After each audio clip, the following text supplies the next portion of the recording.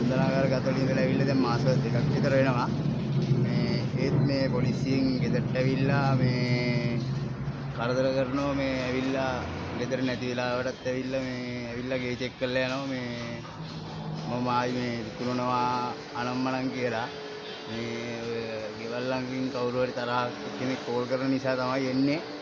මේ පවුල විතරයි ඊයේ ගෙදර ඉඳලා තින්නේ. ඇත්තටම මේ ඊයේ ගෙදරට ඇවිල්ලා මේ චෙක් කරලා ගිහිල්ලා තිනවා වගේ.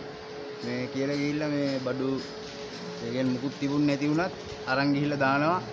මෙහෙමයි කෝල් වෙන නිසා කියලා මේ කියලා තිනවා මේ බේරුවල පොලිසියෙන් ඇවිල්ලා. මේ දීවර රස්සාව කරන්නේ මම ඉතින් මේ මෝඩු වෙන්න බැරි කමින් මේ ඉන්නේ අර නඩුව තියෙන හින්දා. තමයි මේ ඉන්නේ මේ වැල්ලේ වැඩ කරගෙන තමයි ඉන්නේ. මේ බේරුවල පොලිසියෙන් කරදර කරනවා. ඉතින් මේ ඉන්න විදියක් නෑ ගෙදර.